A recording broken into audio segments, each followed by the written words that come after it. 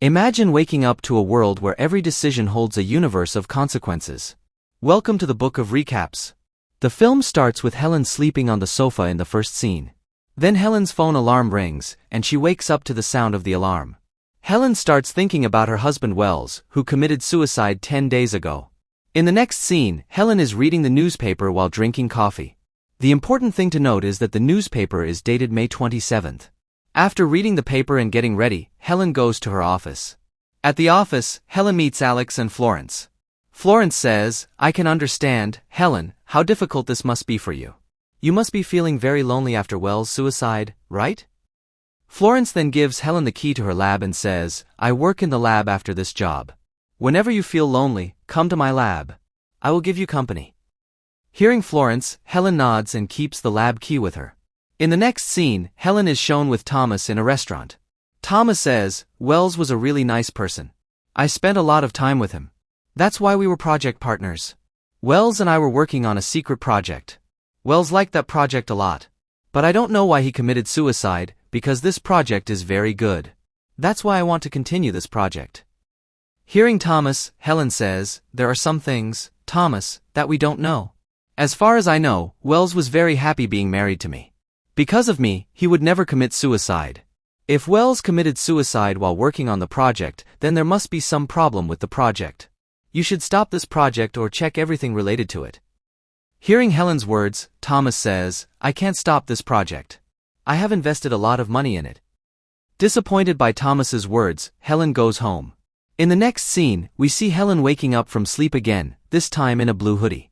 After waking up, Helen gets a call on her kitchen phone from her own number. Remember this phone call, friends, because it's related to the ending of the film. When the call is made, Helen hears her own voice from the other side. "Look, Helen, this is Helen speaking. Without any questions, listen to me. A black car will come. A man in the car will try to open the door of your house and catch you. You have to get out of the house somehow and save yourself from him. Hurry up, the car is about to reach there." When Helen looks outside the house after hearing the phone call, she sees a black car approaching. A man named Travis gets out of the car and quickly heads towards Helen's door. Helen immediately runs out of the house. Travis sees her and starts following her, but Helen manages to hide behind some bushes and walls, escaping from Travis. While running, Helen finds a newspaper dated June 2nd. This disturbs Helen because she doesn't remember anything after her conversation with Thomas on May 27th. She can't recall what happened to her between May 28th and June 1st. Helen also doesn't understand why Travis is trying to catch or kill her. Helen meets Alex while running. Let me remind you, friends, Alex is the same person who worked with Helen and her husband Wells. Seeing Helen, Alex says, "Helen, where have you been for the last 6 days?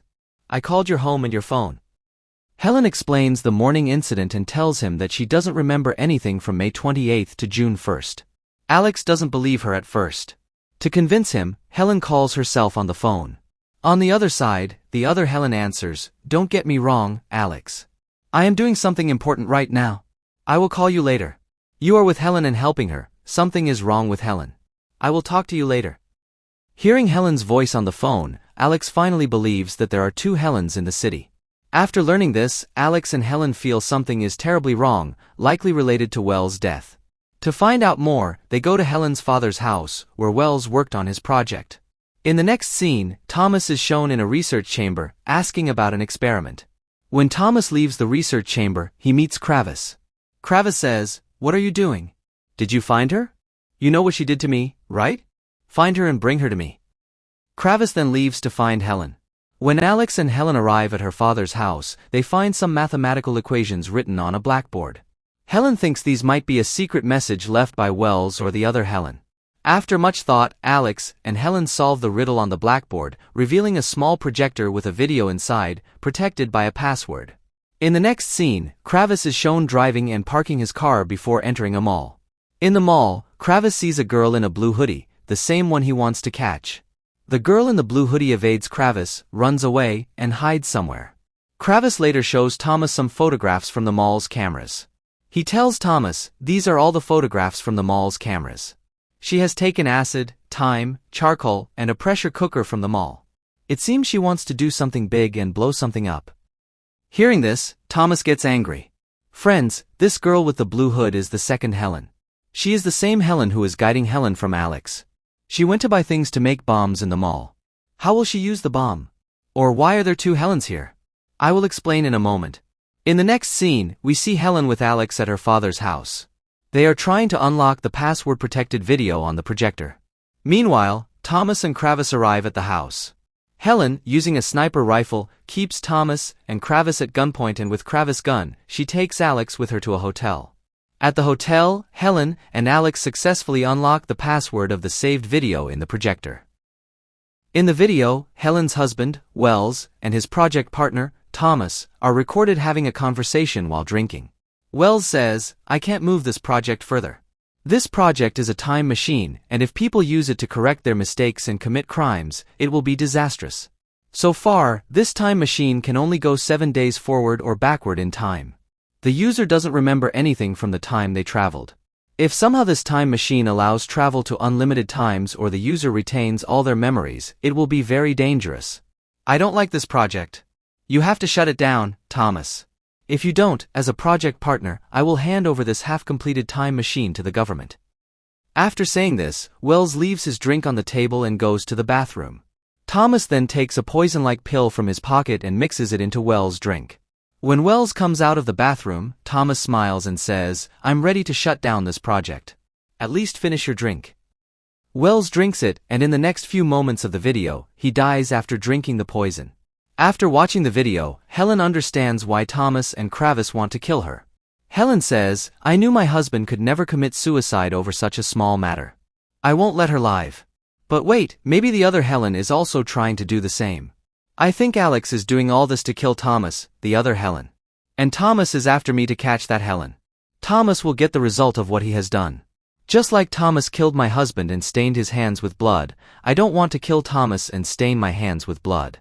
By stopping us from killing the other Helen, Thomas will have to be put in jail. Before Alex can say anything, Kravis tracks them down using the tracker in his gun and reaches the hotel room where Alex and Helen were staying. Upon reaching the room, a fight ensues between Kravis and Alex. Seeing the fight, Helen runs away from the hotel and heads to Thomas's office. During the fight, Kravis tells Alex, "I am a policeman, Alex. You are helping a criminal." Helen wants to kill Thomas. Helen is guilty. After hearing this, Alex shows Kravis the projector video clip in which Thomas is seen killing Wells. Seeing the video, Kravis understands that Thomas is the real culprit and asks Alex where Helen is now. Alex replies, "Maybe she went to Thomas's office." In the next scene, we see Kravis and Alex driving to Thomas's office. When Helen reaches Thomas's office, Thomas asks, "Wow, what's the matter? You're here." Helen responds, "I know, Thomas, that you killed Wells. You mixed poison in his drink." Helen picks up a knife from a nearby table and says, "You staged Wells's suicide."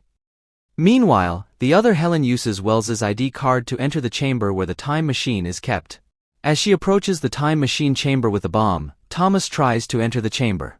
However, the original Helen, who is in Thomas's office, threatens to kill Thomas and keeps him with her. The other Helen activates the bomb in the chamber and sets the timer. After setting the timer, the second Helen enters the time machine, setting the date to June 2nd, and starts the machine. As the time machine activates, Thomas pushes the original Helen aside and runs towards the time machine chamber. In the next scene, we see the time machine activated, and as soon as the time machine is activated, Helen disappears from it. A few seconds later, a bomb blast occurs in the chamber. Thomas is saved from the bomb blast because Kravis, being a policeman, arrives at Thomas's office and arrests him for murdering Wells. In the following scene, we see Helen's eyes open on June 2nd after disappearing from the time machine. On June 4th, Helen places the bomb in the time machine's chamber. Before the time machine is destroyed, she uses it to travel back to June 2nd. As we learn from the conversation between Wells and Thomas, the time machine had limitations. It could only go forward or backward by 7 days, and anyone who used it would forget some of their time travel memories. That's why, when Helen wakes up on June 2nd, she doesn't remember anything. In the next scene, on June 5th, Alex and Helen are shown in their office. This is where the film ends.